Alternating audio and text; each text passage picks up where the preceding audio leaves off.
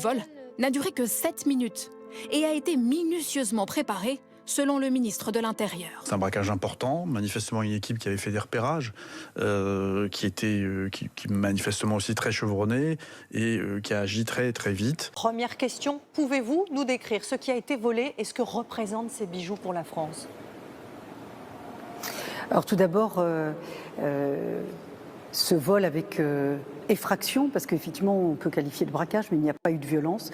Moi je voudrais absolument avoir un mot, comme le président de la République suit évidemment ce qui s'est passé ce matin. Avec le président de la République, nous sommes totalement en soutien des agents du musée du Louvre, de sa présidente qui est à mes côtés ce matin, parce que dès que nous avons eu l'information de ce vol avec effraction au musée du Louvre, nous nous sommes rendus sur place pour être aux côtés des agents, qui se sont évidemment, qui ont agi en professionnel, sans aucune violence et sans aucune panique.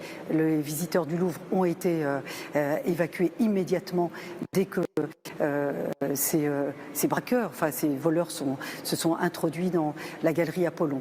Alors évidemment, le butin est assez inestimable. Ce sont des bijoux qui ont été subtilisés, volés, et donc les constatations sont en cours aujourd'hui. En ce moment, la procureure de la République est à nos côtés ce matin pour ces constatations, et donc nous sommes en train d'évaluer évidemment ce préjudice et la nature du butin qui a été volé.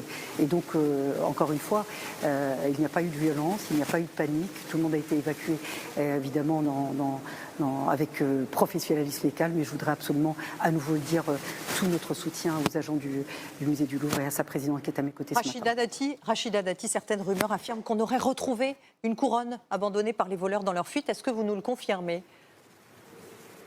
Alors dans la fuite, évidemment, en contrebas du musée du Louvre, aux abords du musée du Louvre, effectivement, il y a eu un bijou qui a été retrouvé et qui est en cours aussi d'évaluation.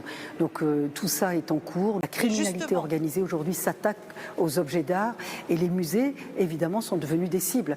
Parce que la France, comme vous le savez, la France est un pays patrimonial, un pays avec des objets historiques, patrimoniaux d'une grande valeur, et donc ces musées sont devenus aussi la cible de ces criminels.